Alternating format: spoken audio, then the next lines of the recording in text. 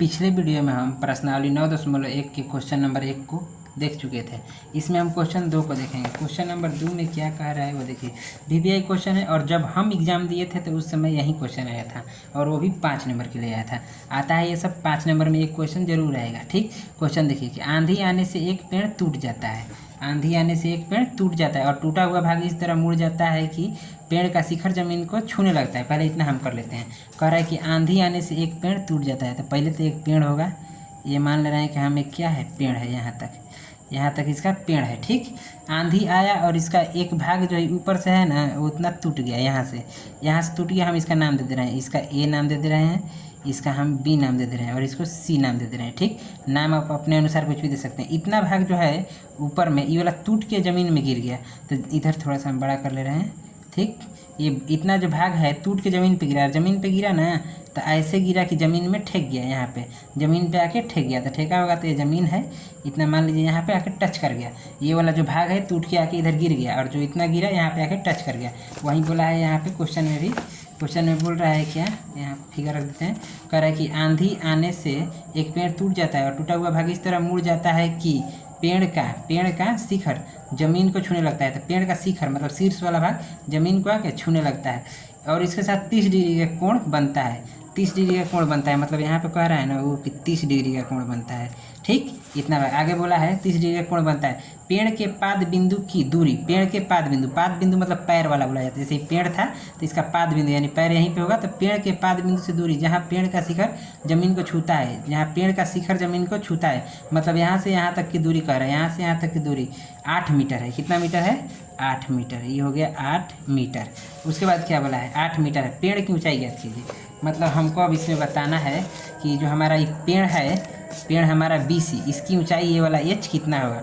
मतलब कि कह रहा है कि यहाँ पेड़ की ऊंचाई बराबर हम क्या लिखेंगे, AC प्लस AB। मतलब कि हमको पेड़ की ऊंचाई AC और AB बताना है कि AC और AB का मान क्या होगा। उसके बाद जो दिया है हम लिख दे रहे हैं कि यहाँ पे दिया है, इसको नाम दे दीजिएगा कि D इसको नाम दे दीजिए। आप नाम कुछ भी दे सकते हैं, अपने मन पर निर्भर करता है कि हम क्या नाम देना चाहते हैं। इसमें हमारा हो गया कि क्या हो गया कि इसमें लिखेंगे कि A80। देखिए पहले पेड़ का ये ऊपर वाला भाग है, यहीं टूट के गिरा है, तो जितना इसकी साइज होगी इसका भी उतना ही साइज होगा, क्योंकि यहीं वाला तो टूट के गिरा है। तो AC बराबर क्या लिख देंगे, AC बराबर AD। AC किसके बराबर हो गया, AD के बराबर। इतना हम एक चीज़ ले लिए और उसके बाद लिखेंगे BD बराबर कितना है, BD बराबर 8 मीटर। BD बराबर हमारा 8 मीटर है। तथा थीटा का मान यहाँ पे क्या दिया है, थीटा मतलब जो कोण है, थीटा का मान 30 डिग्री दिया है। अब पूछ क्या रहा है, हमारा पेड़ मतलब कि पूरा। तो एक यहाँ पे हमको त्रिभुज मिल गया ABC, त्रिभुज ABC। तो यहाँ पे हम त्रिभुज में भी काम करेंगे। त्रिभुज ABC नहीं, माफ़ कीजिएगा, ABD, त्रिभुज ABD में हमको देखना है आधार दिया है और लंब या कर्ण में से कोई एक निकालना है। मतलब एक निकालेंगे। यहाँ पे इस फार्मूला को देखिए, यहाँ पर हम लिख रहे हैं कि LA बटा में का, इसी से सब चीज़ बन जाएगा। इसको आपका पूरा ये वाला लंब आधार LAL यानी लंब आधार लंब कर्ण आधार ऐसे होता है। तो आपको इसी से पूरा बनेगा। यहाँ पर भी हमको आधार दिया है, मतलब देखेंगे किस में आधार होता है। तो आधार इसमें होता है और एक इसमें होता है। मतलब या तो साइन, ये होता है साइन, ये होता है साइन, ये होता है कॉस, ये होता है tan. Sine cos tan, cot से कॉसेक, ये आप बहुत पहले से जानते हैं, सबको हमको पता है, सबको पता है। देखिए ये लंब है, आधार है और ये लंब है। तो हमको देखें कि आधार दे दिया है, आधार इसमें है। हमको ये ऊंचाई चाहिए, मतलब AB का मान चाहिए, मतलब ऊंचाई चाहिए यानी कि लंब चाहिए। तो देखेंगे किस में लंब होता है, तो आधार और लंब यानी कि लंब बटे में आधार। ये किस में होता है, तो टैन वाले में होता है, टैन वाले में। तो यहाँ पर मतलब हमको टैन थीटा का यूज करना पड़ेगा। जान गए आप कि किसका यूज कब करेंगे, साइन का कब करेंगे, कॉस का और टैन का कब करेंगे। तो उसके लिए हम यहाँ पर देखेंगे कि क्या क्या दिया है। आधार दे दिया है, लंब हम निकालना चाहते हैं, तो लंब इसमें है, यानी लंब और आधार किस फार्मूला में होते हैं, तो टैन वाले में। तो यहाँ पे क्या लिखेंगे, टैन थीटा। यहाँ पे लिखेंगे टैन थीटा बराबर लंब बटा में आधार, लंब बटे में आधार। ठीक, लंब यहाँ पे क्या है, AB है, लंब है हमारा AB, आधार क्या है हमारा 8। ठीक, और टैन थीटा यानी कि टैन थीटा का मान कितना है, 30 डिग्री बराबर। AB का मान तो नहीं दिया है, तो AB को AB लिख देंगे, AB को AB लिखेंगे और 8 के जगह पे 8 ही लिखेंगे।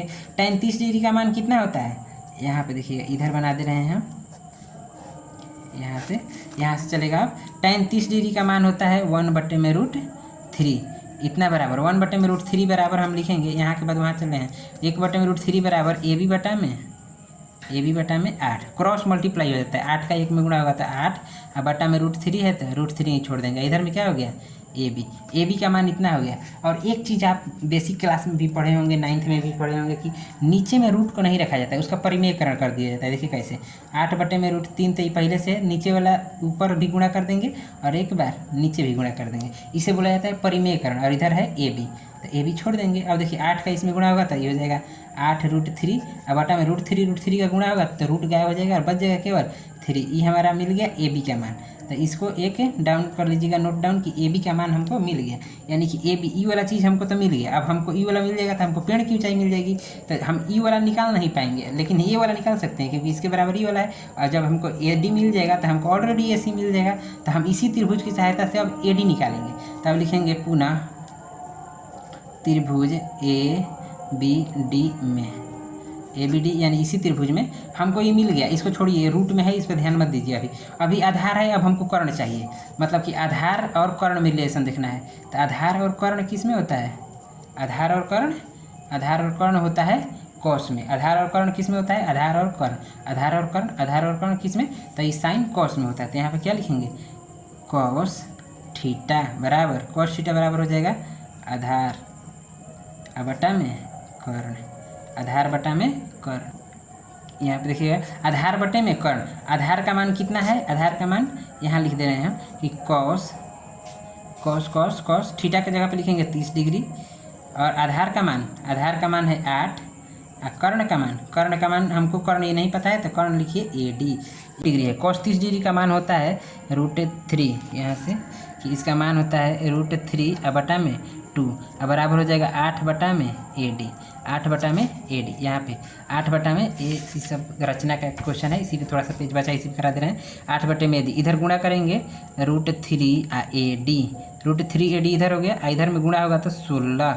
यहाँ से हो जाएगा हमारा ए डी बराबर 16/√3। तो √3 हमारा नीचे नहीं होता है, तो √3 को यहाँ पे देखिए चेंज कर लेंगे, ए डी बराबर 16√3 मल्टीप्लाई √3 बटा में √3। रूट को नीचे नहीं रखा जाता है, उसका परिमेयकरण कर लिया जाता है। तो ये हमको मिल जाएगा यहाँ पे ए डी बराबर क्या मिल जाएगा? 16√3 और बटे में केवल 3, √3 में गुणा होगा तो केवल 3 हो जाएगा। अब देखिए यहाँ फिगर में देख लीजिए एक बार कि हमको ए बी मिल चुका है, यहाँ पे ए बी मिल चुका है और ए डी मिल गया, और ए डी ऑलरेडी ए सी के बराबर है, तो इसको लिख देंगे। इसलिए ए और सी बराबर 16√3/3। ए सी भी यानी कि हमको ई वाला भी मिल गया और ई वाला भी मिल गया, तो हम पेड़ की ऊंचाई आराम से निकाल सकते हैं। यहाँ पे लिखेंगे अतः पेड़ की ऊंचाई बराबर क्या पेड़ की ऊंचाई में है? ए सी, पेड़ की ऊंचाई में है ए सी प्लस है ए बी। ए सी का मान यहाँ पे निकला है, ए सी का मान यहीं पे निकला है। ए सी का मान कितना निकला है? 16√3/3 प्लस ए बी का मान निकला है यहाँ पे। ए बी का मान कितना है? ए बी का मान यहाँ पे देखिएगा 8√3/3, तो ये हो जाएगा 8√3/3। इनका एलसीएम लेंगे तो ये हमारा एलसीएम निकलेगा 3, एलसीएम निकलेगा इन दोनों का 3 से एक बार में तो हो जाएगा 16√3 प्लस 8√3, ये हो जाएगा 24√3, 24 है और बटा में 3, तो 3 से 8 बार में, तो मतलब कि हमारा फाइनली आंसर मिला 8√3। ये क्या हो गया? आंसर। मीटर में होगा तो मीटर लिख देंगे, सेंटीमीटर में होगा तो सेंटीमीटर, मतलब ये आंसर। ये वाला जो क्वेश्चन है इसको भी आप जाकर चेक कर लीजिएगा। क्वेश्चन 11.1 का ही है रचना का। तो ये पूरे वीडियो आपको कैसा लगा कमेंट में बताइएगा और सब्सक्राइब करना ना भूलिएगा। ये क्वेश्चन था, हमने आसानी से बताने का कोशिश किया है। पेज हम सोचे कि क्या दूसरा ले, पेज यहाँ पे पेज था तो हम दूसरा क्या ले, सोचे कि इसी में बचा है तो इस जगह को थोड़ा साधा दिया जाए। तो मिलेंगे अगले वीडियो में, तब तक के लिए धन्यवाद। ये वाला देख लीजिएगा अच्छे से कि कहाँ पे क्या है, कैसे कैलकुलेशन है, फिगर कैसे बना है, पूरी तरह से समझिएगा। और इधर थोड़ा सा कैलकुलेशन में मिस्टेक हो गया था, आंसर नहीं आ पाया था, तो फिर से हमने इसको किया था इस पेज पे। ठीक, तो ये है आपके लिए और मिलेंगे अगले वीडियो में। ठीक।